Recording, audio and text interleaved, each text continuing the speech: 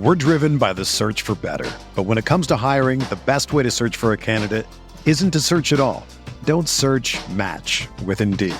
Indeed is your matching and hiring platform with over 350 million global monthly visitors, according to Indeed data, and a matching engine that helps you find quality candidates fast. Ditch the busy work. Use Indeed for scheduling, screening, and messaging so you can connect with candidates faster. Leveraging over 140 million qualifications and preferences every day, Indeed's matching engine is constantly learning from your preferences, so the more you use Indeed, the better it gets. Join more than 3.5 million businesses worldwide that use Indeed to hire great talent fast. And listeners of this show will get a $75 sponsored job credit to get your jobs more visibility at Indeed.com/Blue Wire.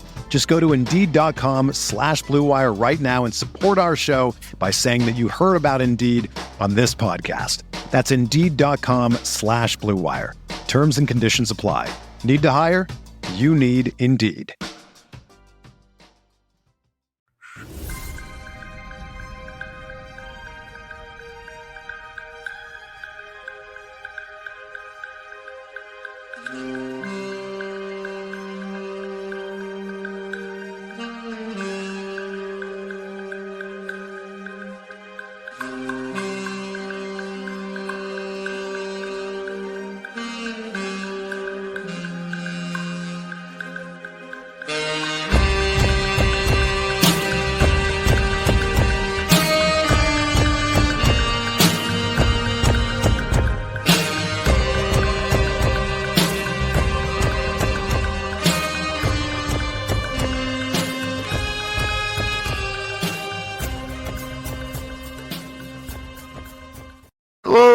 Mavs friends, welcome to Pod Maverick After Dark.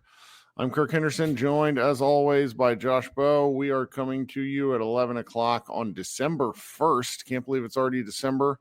The Dallas Mavericks just played their 21st game of the regular season, where they defeated the Portland Trailblazers in a high-scoring affair, 137-131. Josh, how you doing? I'm doing pretty good. Very entertaining game. So that was not like that was significantly more fun to watch than that Utah game last night. So feel like we could talk about a billion things from this game too, which is kind of funny considering it's against a crappy team and no one played, but things happened in this game. Let's go over the injury report first, because I think that's a good starting place. Yeah. First of all, Luka Doncic back. Good. Mm-hmm. Second of all, Kyrie Irving, Najee Marshall, Derek Lively, Klay Thompson out, along with Dante Exum, who's been out. So you return your star player to the team, but have 4 of your top 8 rotation guys missing the game on the second night of a back-to-back. And this one had – it kind of felt like the game equivalent of throwing Luka a grenade at the end of a shot clock, because he's not played in over a week plus. And to insert him back into a game against a surprisingly feisty Portland team, they were 8-12 before that loss. Only it felt like a narrative disaster waiting to happen. Do you know what I mean? And for the Mavericks to come out and win this game, there's a lot of interesting takeaways. There's a lot of fun statistics. In my opinion, the first quarter, I thought Luka looked like ass. Like Brad Townsend tweeted something to the effect of, look at Luka's stats. He's not rusty at all. And it was like, he looked a little rusty. And then the second quarter came around and he started playing the way the Mavericks have been playing. And it was really wild to see Luka repeatedly kick ahead the way he was, the way the Mavericks have been, Kyrie in particular, taking advantage of teams. And, Luka got a lot of hockey assists this game. He finished with 13 assists. He probably should have had 18 to 20 with some of the misses that were going on. Shout out to Daniel Gafford missing like 4 times at the rim. But it was really nice to see Luka on the attack. I felt like he was just a lot more, it's a 24-second shot clock. I'd be curious what his time of possession was this game. Like, that's not something we can figure out right now. It's ultimately something that really only matters over the course of time. But I felt like Luka played faster, and when Luka played faster, the Mavs were on the attack and were hard to stop. What did you think?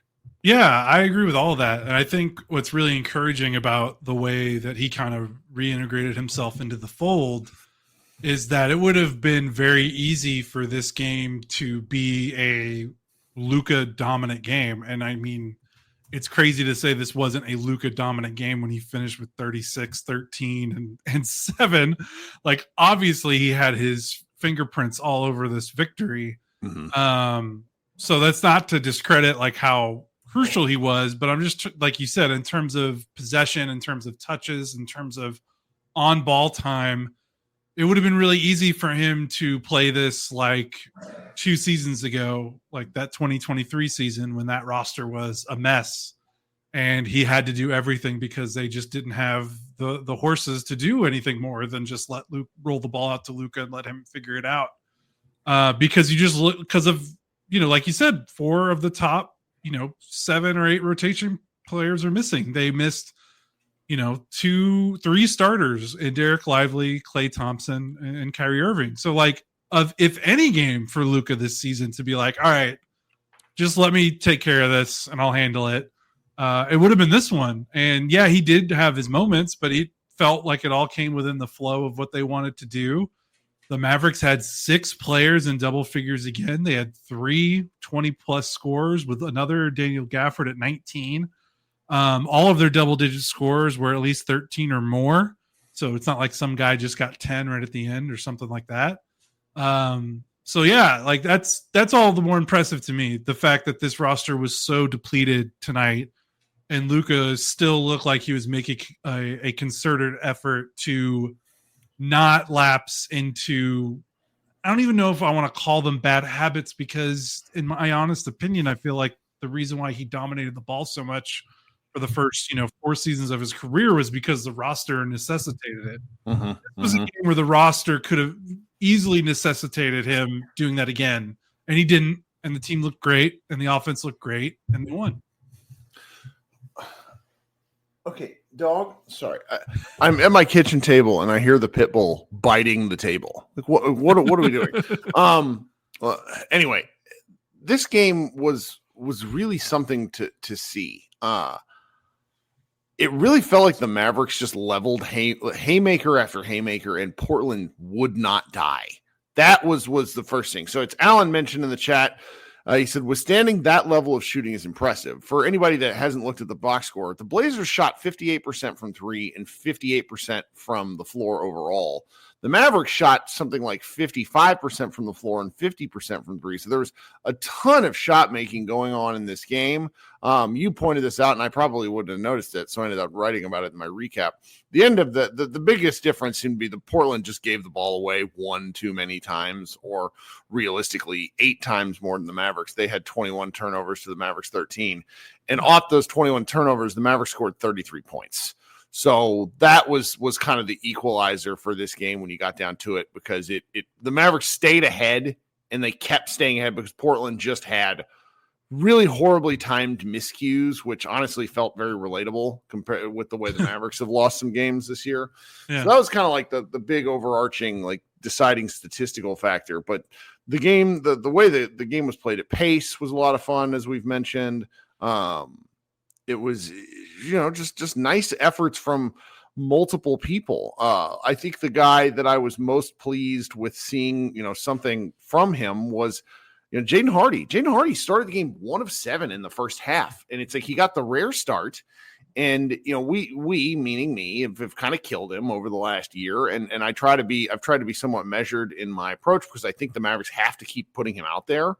And for him to start 1 of 7 was really disappointing, because it almost looked like he had the yips. Like, he had a corner 3, which just is wide open. Like, it's a practice shot, and it just wouldn't go down. And then he starts the second half. Luka finds him, I think, for 3 straight 3-pointers. And he ended up finishing the game 5 of 12. He made all 4 of his shots in the second half. Or maybe it was 4 or 5 in the second half. But yeah. I was delighted to see him sort of bounce back in a game where they really needed just a little something extra. That was, it's there's kind of guys like littering the roster like this. Man, Luka was 15 of 24 from the floor. Yeah, that's very good. Yeah. The turnover thing was big, and was kind of what we were talking about during the Utah the Utah recap podcast, where we were kind of like, okay, it's time. Like there was that conversation. We knew that it was going to happen because the Mavericks were winning without Luka, and it was we both acknowledged, this is a dumb conversation. Yep. We shouldn't really acknowledge it seriously, and we kind of both agreed after that Utah game. It was like, okay, like it's run its course, like because the offense, they've been scoring okay, but they definitely gotten sloppy. Like they needed their stabilizer, like Luke. They needed their guy that can get them where they needed to be in the half court and get the game under control. And I don't think it's a surprise that the offense kind of returned a little bit to normalcy. Not to say that the offense has been bad without Luka. They've still been shooting the ball pretty well. Just in terms of like that sloppiness and kind of out of control, like they had their guy back. Like they had their guy that sets the tempo, that sets the pace and keeps things under control when the game's going nuts and the crowd's against you and you need a possession where you need a good shot. And then the Mavericks had that, and the Blazers still are like looking for that guy as they're rebuilding. Like they clearly still don't have that guy yet. And yeah, like Hardy was great. So yeah, I agree with you on the Hardy stuff. And I think it builds into the bigger point. I know I made this point on Twitter, but there was a lot of consternation earlier in the game. I felt like from fans, and that's okay because I'm not trying to call out fans or anything like that. It's okay to be mad during a game when your team is not playing well. Mm-hmm. But I think an important perspective to have is like, again, they're missing so many guys right now. The rotation is a mash unit. There is no other NBA team that looks 100% wheels fire, everything's firing correctly when you're relying on your 12, 13, 14, 15th man. Like, yeah, is it a bummer that Omax Prosper comes in, plays 3 minutes and stinks? Yeah, but also he won't play when this team is fully healthy. Is it a bummer that Dwight Powell comes in the game, and while he did have some really good moments, he had a couple of moments where he got scored at the rim. Also another guy that is not going to play when everyone's fully healthy. Even Spencer Dinwiddie, who's been great, there's going to be when this team's fully healthy, he's not going to play 34 minutes, even though, and that's not to say he was bad tonight. I'm just saying, like when Dante Exum comes back and Kyrie and Clay are healthy, like the minutes are going to be drastically different. Maxi Kleber is not going to play 27 minutes when this team is fully healthy. So like the only other team you could maybe say that still fires on all cylinders when they're missing, multiple rotation guys is like the Celtics. But like, other than that, like Phoenix, Kevin Durant went out for like a week and a half and they lost like all their games. Like the Mavericks lost Luka and they've still managed to win. They won 7 of 8 without Luka, or I don't know, 6 of 7 or whatever it was. Like, right. Most teams are going to lose games when you are digging from the bottom of your rotation. And the Mavericks, to still be competitive, not only competitive, but win these games, when you have to play Dinwiddie 34 minutes, you have to play Powell 15, Maxey 27, Hardy 23, give Omax a couple of minutes here or there. Like, I don't care who the opponent is. Yeah, Utah and Portland stink something awful, but that's impressive to me. And I think it shows the evolution of this roster and the talent. Because 2023 Mavs do not win these games if they were missing 4 of their top 8 rotation players. Like, you know what I mean? And it's interesting that you say that too, because I never really felt like this game was in doubt. I wrote the recap. I kept expecting Portland to fold, and I'm usually a little bit of a pessimist in game, but I just really felt like the Mavericks had this one. And that was in spite of some of the miscues that they made as a team, which was at least interesting for me. Mike Curtis of the Dallas Morning News got this posted this quote from Luka where he said, "I'm just happy, man. It's what I love to do. I'm just happy to be out there playing with joy. Obviously happy we got the win. We got it in the end. Just really happy to be back." I will say, fan, couch psychologist, whatever you want to say, I earnestly felt like during the first 15 games of the year, Luka was playing like a guy who was bringing something to work with him. I don't know how to describe it any other way than that, where he looked like all of us have had coworkers who bring shit to work with them, meaning something from their home life, whatever, something going off that you don't really know about, but you don't really have a chance to ask them about. And they're just in a bit of a shitty mood. And Luka was not playing with a lot of happiness, I felt like. And I thought in the New Orleans game and then in this game, he really looked pleased to be out there, which, I hate that the Luka experience comes with the fact that the first 20 games seem to be his preseason because it changes the narrative and sinks the way these Mavericks sort of get discussed in the national media. But I was having a discussion with a Bucks fan friend of mine today who's like super pissed that the Bucks have already been written off. I'm like, do you really want anybody talking about your team?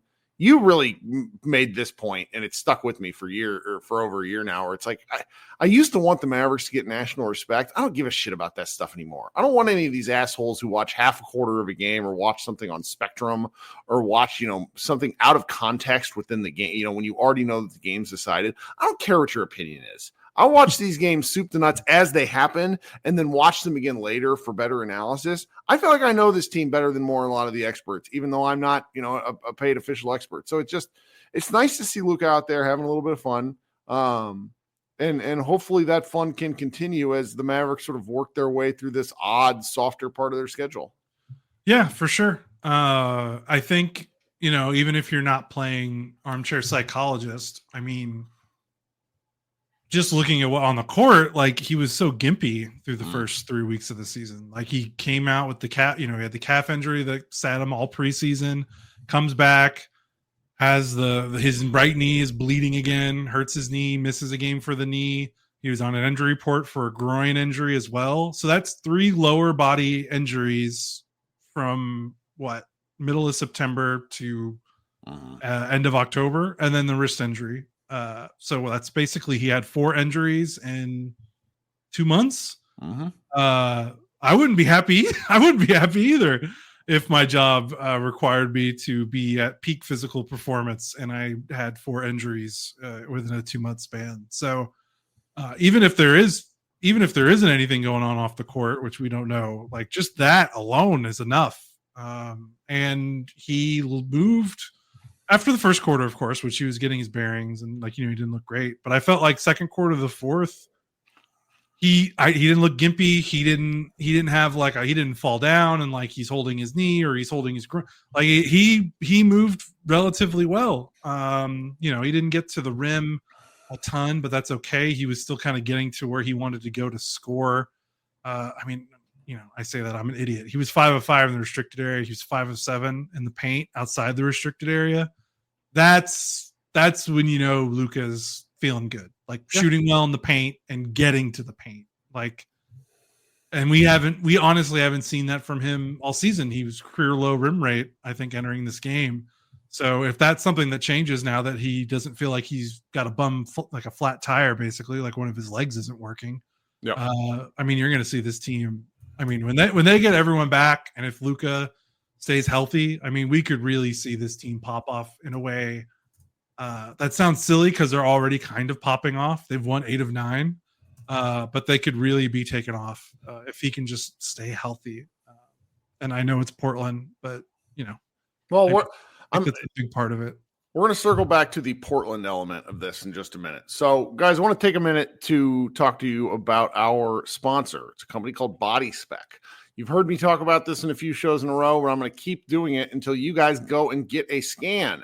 Body Spec provides what's called a DEXA scan. It's a full body composition scan to help you understand what's going on with your body, whether you're an athlete, a person with a desk job like Josh and I. Well, I guess we work from home. A parent thinking about getting back into shape, or just a person who's, a fitness enthusiast who wants to know where they are kind of in the process, then a DEXA scan is something you should absolutely consider. If you'll head to the show notes and click the Body Spec link, you can see what I'm talking about. It goes to a landing page that's specifically designed for our podcast, Pod Maverick. Right now, we're offering a special promo code. If you use the promo code PODMAVS45 in all caps at checkout, you can get $15 off a single scan. The holidays are right around the corner. This could be a good gift, or it could be a good way to kind of kick off where you're thinking in terms of a New Year's resolution. Body Spec's competitors charge over $150 for a scan like this, so you'll be getting real usable information for a great price. Again, if you'll visit bodyspec.com, link in the show notes. That's both the video, it's in the actual video description in the podcast, the audio podcast. It's in your show notes, and you use the code PODMAVS45 at checkout. Josh is getting his on Friday, and then we'll talk to you about this a little bit more because I'm interested to hear what he thinks about it. Personally, I'm a little frustrated that I got mine done right before Thanksgiving. I have been eating like a fucking goblin. And I'm sure my body composition has only gotten worse the past several days. Like I had hot chicken. Like the last week has been bad. I just like have let myself just completely go to hell. I haven't worked out at all. Kids were home, everything. So it's like my next game is probably going to be worse, but I'll get back to the gym tomorrow. Anyway, so now I'm going to insert some ads. Really appreciate you guys hanging out as we do our business. We will be right back. We're driven by the search for better. But when it comes to hiring, the best way to search for a candidate isn't to search at all. Don't search, match with Indeed. Indeed is your matching and hiring platform with over 350 million global monthly visitors, according to Indeed data, and a matching engine that helps you find quality candidates fast. Ditch the busy work. Use Indeed for scheduling, screening, and messaging so you can connect with candidates faster. Leveraging over 140 million qualifications and preferences every day, Indeed's matching engine is constantly learning from your preferences, so the more you use Indeed, the better it gets. Join more than 3.5 million businesses worldwide that use Indeed to hire great talent fast. And listeners of this show will get a $75 sponsored job credit to get your jobs more visibility at Indeed.com/Blue Wire. Just go to Indeed.com/Blue Wire right now and support our show by saying that you heard about Indeed on this podcast. That's Indeed.com/Blue Wire. Terms and conditions apply. Need to hire? You need Indeed. Want to shop Walmart Black Friday deals first? Walmart Plus members get early access to our hottest deals. Join now and get 50% off a 1-year annual membership. Shop Black Friday deals first with Walmart Plus. See terms at walmartplus.com. All right, folks, if you could also do me a favor and consider subscribing to the show, leave comments if you're here on YouTube on the actual video itself. I came back today to a ton of comments, which was it just made me happy. I like reading what people have to say. Even got some lovely comments about the show's music. That's my favorite thing. Anybody who's listening on an audio stream, please leave a review with your podcast service of choice. Really enjoy those. Okay, you'd mentioned something before I went on one of my soliloquies with our ads and such. I want to pay some respect to Portland here. Yeah. Portland is a rangy, long, weird team with a number of guys injured.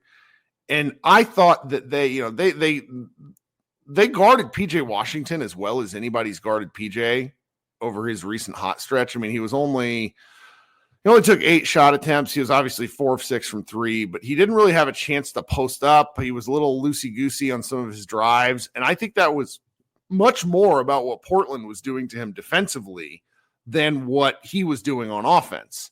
So that was just something to see. I mean, Denny Advija, I don't want to say his name wrong. Denny Advija.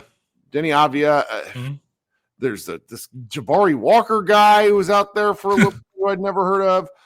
Son of former Mavericks great what's his name? Samaki Walker? Really? Yes, that's his son. That's gnarly. That's pretty cool. Yeah. Tumari Kamara was out there just battling his ass off, 17, 7, and 4. He got called for a rough basket interference call. That was basket interference, but it just seemed like bad luck. Like brain fart. Yeah. Mm-hmm. Shaedon Sharpe is one of the most vertically explosive athletes that the NBA has right now. Micro guard Anthony Simons, who fouled out in 23 minutes, just lit the Mavericks on fire. I mean, they're a fascinating team. If they had a real coach, they might be better. But shout out to NBA Hall of Famer Chauncey Billups for being the first coach this season to actually double team Luka Doncic on repeat, which I really felt got the offense going and probably cost Portland the game. Yeah, I had a lot of responses, and even our friend Tim Cato, I got from DLLS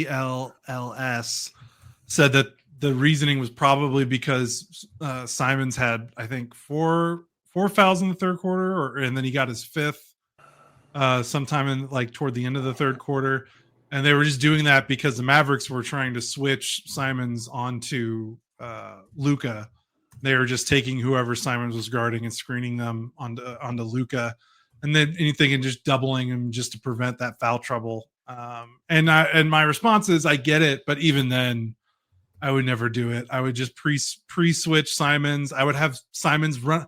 I would rather have Simons run away from Luka than like put 2 on the ball. Like, I don't know. Like, I think at this point that strategy is just dead and buried, because you on paper, if you're gonna double Luka, sure, it makes sense. Like this, no Kyrie, no Clay, and they did it, and Luka still killed them. Like, Killed them. You don't give, like, my philosophy, and this is broader than just Luka.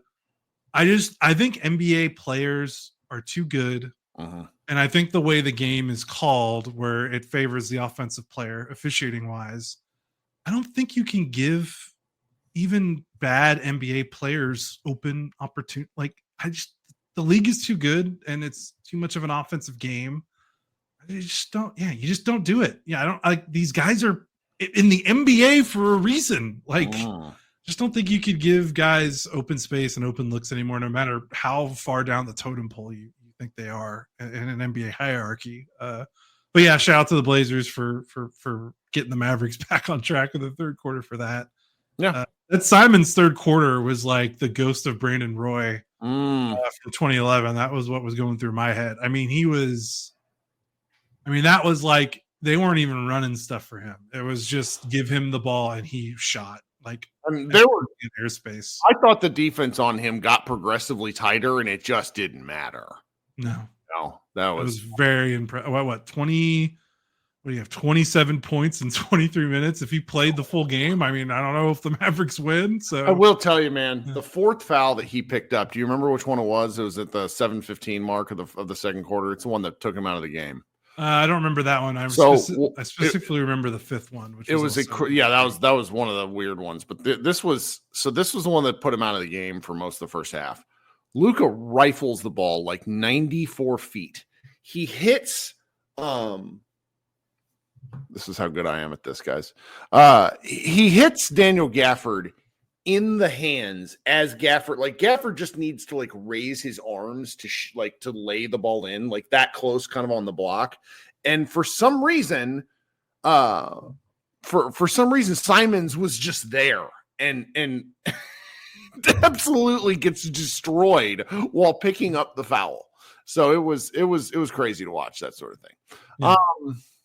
Who else from on the Mavericks is really the Gafford? I mean, go ahead. All 4 of his misses were from Luka passes, which is hilarious to me. He was pretty solid tonight. Quentin Grimes continues to show his worth, man. 28, 5 rebounds, 3 assists, and 5 steals. Like, my goodness, man, this guy he's outstanding. Do you think I saw? I can't remember who posted it. I think it's our friend of the show, Dwight, who runs another Mavs podcast. Yeah, 21 going on 77. Yes. I think he said something like, I think the Grimes trade might be like pound for pound the best Mavericks transaction in the Nico Harrison era. Even better than Najee, you think? And better than Kyrie, just in terms of like the value, because you trade Tim Hardaway Jr. and 2 second-rounders for him. And he's 24, he's cost control, he's restricted free agency, so he's not going anywhere unless the Mavericks want him to. I don't know if I agree with that, but I respect that take, because I mean, they stole him from Detroit.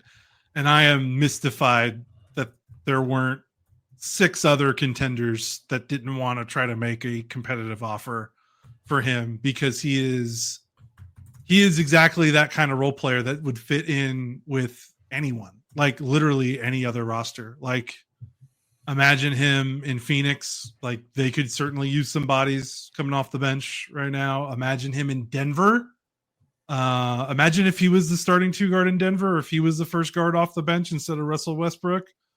Imagine him in, imagine him like with the Spurs. Imagine him in Houston, Minnesota. I mean, he literally would fit any team that's trying to win right now. His game is so malleable, and perfect as a role player, that it's just kind of stunning that the Mavericks got him for a player that they were over in Tim Hardaway Jr. and some second rounders that like, who cares? Shout out to Grimes and Dinwiddie for buying into the Jason Kidd madness coaching method.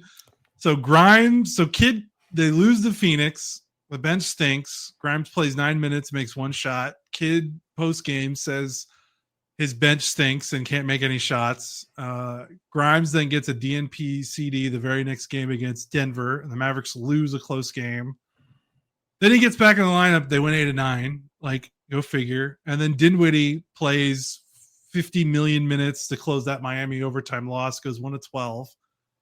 And now he's playing like 2022 Spencer Dinwiddie since then. So, like, I don't know, man. I don't know if this is Kidd has earned the benefit of the doubt. Like, there's obviously there's a method to this madness. And I am done trying to question and suss out like the Kidd manipulation, Kidd motivational tactics, because it's working. And I don't know what I don't know. Like, I throw my hands up in the air and trying to figure this stuff out, other than I'm just going to give him the benefit of the doubt and this kind of stuff. I think that's fair. And it's funny, I recapped this game and I didn't even talk about Grimes. I'm going to get yelled at about that in the comments. Like, I didn't realize he was that. One of the things I like about him is his sort of fearless rim driving. He doesn't worry about that. And the Mavericks need somebody else that can do that other than Kyrie and Luka. And obviously Najee's really good at like the mid-range stuff. Like, the getting to the actual rim itself is pretty fun to watch. Any of the bad stuff you want to hit on? Like, what is Maxi Kleber doing out there this long still?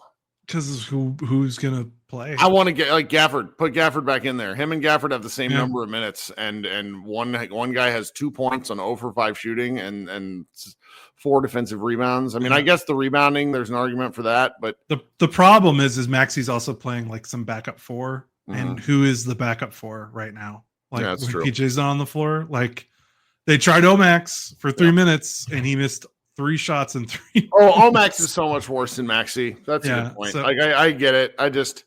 It's painful to watch Maxi. What I was surprised about is in the defensive sequences in that fourth quarter, Maxi was bad. The offense, I just sort of think is they're going to play 4-on-5. Like, you've come to terms with. I've come to terms with that. I don't expect it. I thought some of his drives and shots were actually a little more purposeful. They just didn't go down. But the defensive stuff, he just didn't make rotations. And I couldn't understand why. Like, if you go watch the fun, I'm not sure if anybody cares to go look at the game tape, but he was the help guy on a number of drives, and Spencer got his ass whipped this game on defense. Like, it ultimately didn't matter. I don't really want to harp on him, but the length of the Blazers really caused the Mavericks problems, and the Mavericks, they got lucky. It's okay. I'd rather be lucky than good. But it was just that those were the elements of the game where I walked away from going, but then again, it's like you said, a lot of these guys are playing much fewer minutes. It probably doesn't matter. So there you go. Yeah. At least with Dinwiddie, I mean, his defense was not good, but he had 20 and 5, on good shooting. So with Maxi, he didn't really make up for it on the other end of the floor. He did shoot 5 times, which I'm going to say that's the most shot attempts he's had in a game this season. Yes, it is. So he's making progress. Yep. Well, with the Oklahoma City Thunder losing and the Nuggets also losing, the Lakers held on to win one of their games. Memphis beat the tar out of the Pacers tonight. Memphis is starting to get scary. Yeah, Memphis is good. They're a good basketball team. They just are flat out good basketball team. So I think the Mavericks play them. Is that who Dallas plays on Tuesday? Yes. Yeah. So there's some NBA Cup considerations for that game. Have no idea what they are. So not even going to try to explain it. Tyler Edsall's the last time we tried to do it, we messed that up. No, it's very much always sunny in Philadelphia with like the guy and just pointing at the whiteboard. There's a lot going on there, but it is what it is. I think we should wrap this one up early, and I'm gonna head over and do a Mavs party. What do you think? That sounds great. This should be a fun one. I hope so. I mean, you never really know who wants to talk or not. I think people really enjoy getting their takes off whenever the Mavericks lose. So anyhow, all right, guys, this has been a lot of fun. Thanks so much for hanging out, and we will be right back with our second show, Mavs Party. So everybody, if you're listening on an audio stream, you'll find that on Monday afternoon. And so those of you who are here at the show, stick around. Everybody else, have a great start to your week, and go Mavs.